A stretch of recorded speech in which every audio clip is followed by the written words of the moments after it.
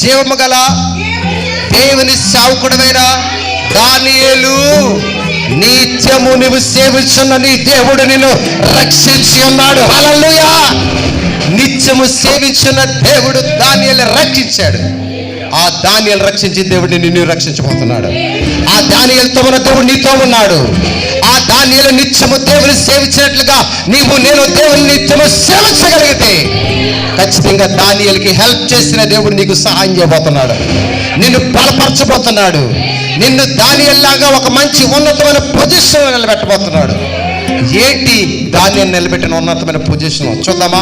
26వ వచనం.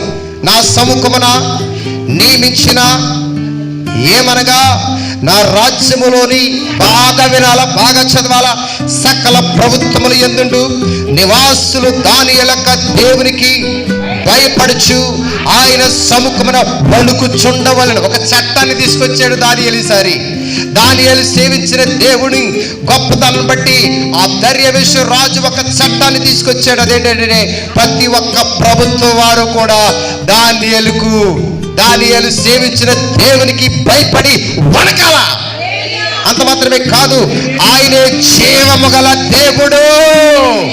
He has the life of God, living Jesus. ఆయన మాత్రమే జీవము గల దేవుడు. ఆ జీవము గల దేవుని మనమందరం నమ్ముకోవాలా. దానియేలు దేవుడు జీవము గల దేవుడు. దానియేలు దేవుడు సర్వశక్తిమంతు గల దేవుడు. దానియేలు దేవుడు సింహాల నుంచి విడిపించగల దేవుడు. దానియేలు దేవుడు జీవము గల దేవుడు. ఆయనే యుగ యుగములు ఉండువాడు. యుగ యుగములు తరతరములను ఉండేటువంటి వాడు దానియేలు దేవుడు. ఆ దేవుణ్ణే ఇప్పుడు ఇక్కడికి వచ్చిన మనందరం కూడా నమ్ముకొని ఉన్నాం. చప్పలు కొట్టి దేవునికి స్తోత్రం. హల్లెలూయా, హల్లెలూయా, యేసయ్యా, యేసయ్యా, హల్లెలూయా. యుగ యుగములో ఉండేవాడు. ఆయన రాజ్యము నాశనం కాదు. ఈ లోకంలో ఉన్న రాజ్యాలు, ప్రభుత్వాలు ఏదో ఒక దినమందు నాశనం కావచ్చు. 5 సంవత్సరాలకు ఒకసారి, 3 సంవత్సరాలకు ఒకసారి, 10 సంవత్సరాలకు ఒకసారి నాశనం కావచ్చేమో కానీ దేవుడు ఉండే శాశ్వత రాజ్యం, ఆ పరలోక రాజ్యము, అది ఎన్నటన్నటికి నాశనము ఎవరూ చేయలేరు. అది నాశనము కాదు.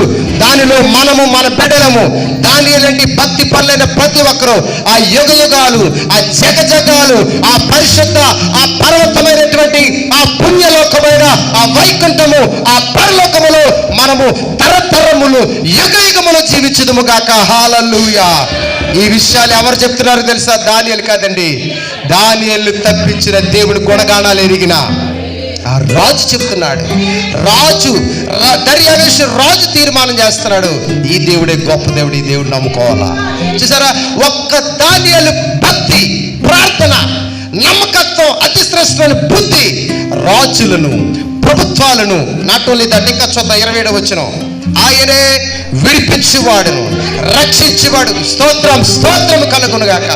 బంధకాల్లో ఉన్నావా, బాధలో ఉన్నావా, వ్యాధిలో ఉన్నావా, నిరాశలో ఉన్నావా, నిస్పృహలో ఉన్నావా, ఇదిగో ఆయన గండు నమ్ముకొనగలిగితే ఆయనే నిన్ను విడిపించగల దేవుడు. దేవునికి స్తోత్రం. రెండోది, ఆయన నిన్ను రక్షించగల దేవుడు. సమస్యల నుంచి నిన్ను రక్షించే దేవుడు ఆయన. అంత మాత్రమే కాదు, పరమందును భూమి మీదను సూచక క్రియలు, ఆశ్చర్య కార్యములు చెయ్యవాడును ఆయనే. గొప్ప దేవుడవు నీవు, మారని దేవుడవు. గొప్ప దేవుడవు నీవు, మారని దేవుడవు.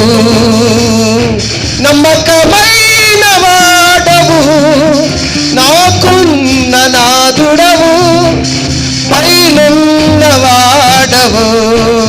గొప్ప దేవుడవు నీవు, మారని దేవుడవు. ఆమేన్. గొప్ప దేవుడవు నీవు, మారని దేవుడవు. హల్లెలూయా. ఆయనే సింహముల నోట నుండి ఈ దానియేలు రక్షించినని వ్రాయించెను. ఈ దానియేలు దర్యావేషు ప్రభుత్వము కాలమందును పారసిటకు కోరెషు ప్రభుత్వ కాలమందును వర్ధిల్లెను. చప్పలు కొడుతుండగా వర్ధిల్లెను. దానియేలు వర్ధిల్లాడు. దానియేలు దీవించబడ్డాడు. దానియేలు ఆశీర్వదించబడ్డాడు. ఈ రోజు అదే దానియేలు నేను జీవించగలిగితే దానియేలుకి ఇచ్చిన బ్లెస్సింగ్, దానియేలుకి ఇచ్చిన ఆశీర్వాదము, దానియేలుకి ఇచ్చిన దీవులు నీవు నేను పొందుకుని వర్ధిల్దుము గాక. దేవుడి వాక్యమును దీవించును గాక.